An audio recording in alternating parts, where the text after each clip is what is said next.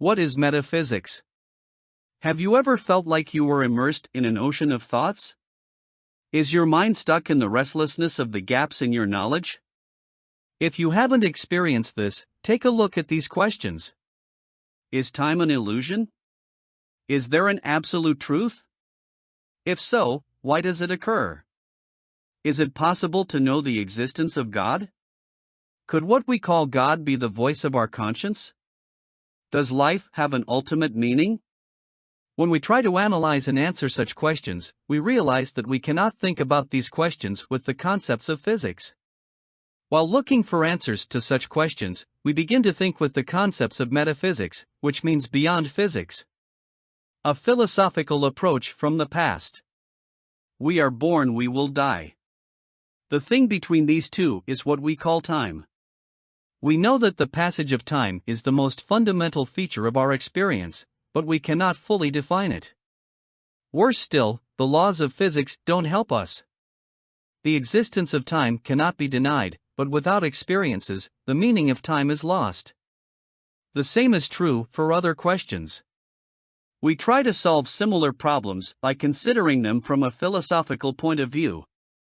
In philosophy, space and time are not treated as a field regulated by the temporality of time, but as an unchanging four-dimensional structure. Metaphysics. All this may sound a little confusing. The reason this seems confusing is that the scientific perspective cannot digest philosophical solutions. It stems from our tendency to forget that quantum physics is valid even though it is not fully understood, both theoretically and experimentally. Metaphysics has existed since the time of Plato and Aristotle, long before quantum physics-related discoveries. Metaphysics is the branch of philosophy that studies the fundamental nature of reality, the relationship between mind and matter, essence and quality, possibility and reality. Its difference from physics is that it skips the stage of questioning the concepts it reveals and tries to produce answers about the result. Ontology, which means the science of being, comes at the beginning of the subjects of metaphysics. Ontology. Ontology tries to understand the nature of being. It seeks a basis for distinguishing between different types of objects, concrete and abstract, non-existent and existing, real and virtual, dependent and independent, and their interrelationships, relationships, prediction, and dependencies. What is the nature of the universe? Is there a God? Or what happens to us when we die? When you ask such deep questions, we are asking ontological questions. Modality, method. Modality deals with metaphysical expressions, including needs, possibilities, and impossibilities. For example, we can say that while there are 11 players in the football team, there could be 14 players, but there is no probability of having 0 players. The presence of 11 players in the football team, it is about what is real or what is necessary. The statement that 14 players could have been is a fact about what is possible and the third about the impossible. We constantly evaluate what is possible and necessary. For example, when thinking about how to make a business better or what needs to change so that things are different from what they are, we are constantly making decisions about them.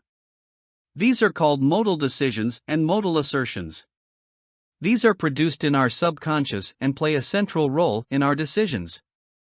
Identity. Personal identity theory is the ultimate confrontation about our being. Who am I? Is there a life after death? What is the ultimate purpose of my existence? It is not possible for any of the existing physical laws or theories to answer such questions. Natural theology. It explores the existence and attributes of God without mentioning or objecting to any revelation. The first question in theology is what the word God means. Is there a God? Does God know the future and how living creatures will behave? Although theology continues to use these questions without making any claims from scriptures and divine writings, it seeks to answer these claims. However, if you analyze the situation, an important awareness is reached. Scientists have not been able to give a definite explanation for the origin of the universe. Therefore, the claim of theologians that there is a creator has not been scientifically refuted. But at this point another question arises: if God created the universe, who created God? Abstract objects. Numbers and other concepts in mathematics are abstract, whereas natural figures such as trees, stones, and man himself are universally considered concrete. According to Plato, there is a real world beyond the material world, and in this world there are real and abstract states of objects. These abstract objects originate from a creative divine act. Is metaphysics a science? You may have thought about how it is possible to define metaphysics as a branch of science, which makes illogical determinations that are not explained by current scientific laws and theories. Metaphysics does not really confine itself to chains of logic. For example, a metaphysician might ask the following questions about the existence of a computer. During the 15th century, many wise people found Christopher Columbus' voyage of discovery pointless and dangerous. Because for them, the world was flat and trying to go to East India meant falling out of your world. But Columbus set out on this journey, and after a while, people began to think differently. After all, the claim that the earth is round was physically proven. In other words, the idea that the world is round at first was a metaphysical idea, but later it became a physical reality. Another important fact is that the Sun is at the center of our planetary system. While it was originally thought that all stars and planets revolved around the Earth, today the idea of a heliocentric, sun-centered universe has become a physical concept for us. But for people living in the 16th century, it was a metaphysical truth. The best example of this situation is Einstein's theories. Einstein's theories were theories based on cognitive understanding but were metaphysical when they were developed because they could not be physically observed. On top of that, very recently, with the first observation of a black hole, their metaphysical theory of what a black hole would look like finally came to life. Similarly, quantum physics may be largely considered metaphysical, but it has now become the foundation of all our sciences.